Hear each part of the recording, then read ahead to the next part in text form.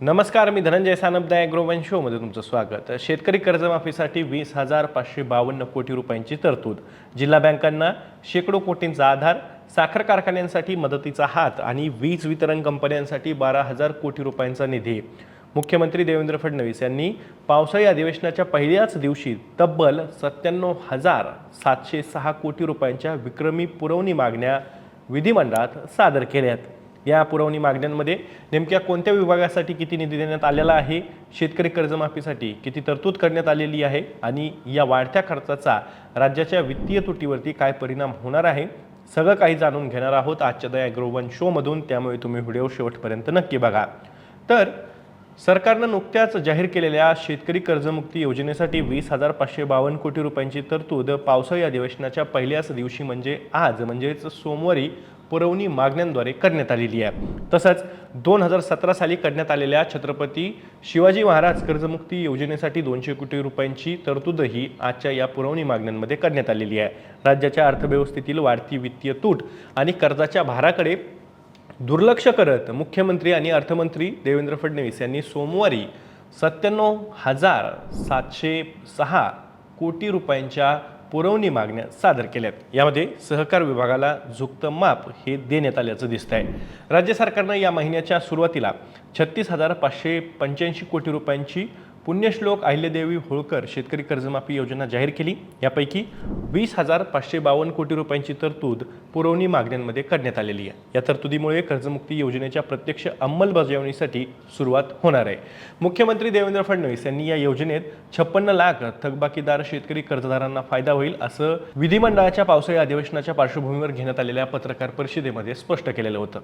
त्यानंतर आर्थिकदृष्ट्या अडचणीत आलेल्या जिल्हा मध्यवर्ती सहकारी बँकांच्या सक्षमीकरणासाठी सुद्धा भागभांडवलापोटी 777 कोटी रुपयांचा अतिरिक्त निधी उपलब्ध करून देण्याचा निर्णयही घेण्यात आलेला आहे. आर्थिकदृष्ट्या अडचणीतील राज्यातील 3 सहकारी साखर कारखान्यांना 484 कोटी 77 लाख रुपये देण्यासाठी तरतूद या पुरवणी मागण्यांमध्ये करण्यात आलेली आहे. तर किमान आधारभूत किंमत या योजनेअंतर्गत तूट भरून काढण्यासाठी 1,750 कोटी 62 लाख रुपयांचा निधी देण्याचा निर्णयही घेण्यात आला आहे. महाराष्ट्र राज्य विद्युत वितरण कंपनीने घेतलेल्या कर्जावरील व्याजाच्या भरण्यासाठी 3,000 कोटी रुपये, तर संयुक्त बिलिंग प्रणालीद्वारे राज्य सरकारच्या कार्यालयांची वीज बिल भरण्यासाठी 4,000 कोटी रुपये आणि महाराष्ट्र राज्य विद्युत वितरण कंपनीनं घेतलेल्या कर्जाची परतफेड करण्यासाठी 5,000 कोटी रुपयांचा निधी देण्याचा निर्णय सुद्धा या पुरवणी मागण्यांमध्ये प्रस्तावित आहे. त्यासोबतच विकसित भारत रोजगार आणि उपजीविका हमी अभियान ग्रामीण यासाठी 7,367.32 कोटी रुपयांची तरतूद या पुरवणी मागण्यांमध्ये करण्यात आलेली आहे. यात केंद्राचा हिस्सा बघायचा झालं तर 4,420.32 कोटी रुपये इतका आहे, तर राज्याचा हिस्सा 2,946 कोटी रुपये इतका आहे. तसंच रोजगार हमी योजनेच्या अंतर्गत विविध योजनांसाठी 942 कोटी 50 लाख रुपये देण्यात येणार आहेत. अंगणवाडी सेवा योजनेअंतर्गत वेतन आणि इतर सामान्य बाबींवरील खर्च भागवण्यासाठी अंगणवाडी सेविकांच्या मानधनासाठी 1,734.92 कोटी रुपयांची तरतूद आजच्या पुरवणी मागण्यांमध्ये करण्यात आलेली आहे. त्यासोबतच नागपूर येथील विधान भवनाच्या विस्तारीकरणाअंतर्गत नवीन प्रशासकीय इमारतींच्या बांधकामासाठी सरकारनं 100 कोटी रुपयांचा निधी उपलब्ध करून दिलाय. तर महाराष्ट्र विधिमंडळ सचिवालयाच्या डिजिटायझेशनच्या प्रकल्पावरील खर्चासाठी 28 कोटी रुपयांची तरतूद करण्यात आलेली आहे. सध्याच्या अधिवेशनात जाहीर करण्यात आलेल्या पुरवणी मागण्या या सरकार सत्तेवर आल्यापासूनच्या सर्वात मोठ्या अशा मागण्या आहेत. मार्च 2025 मध्ये दिवंगत अजित पवार यांनी 45,890 कोटी रुपयांच्या महसुली तुटीचा अर्थसंकल्प सादर केला होता.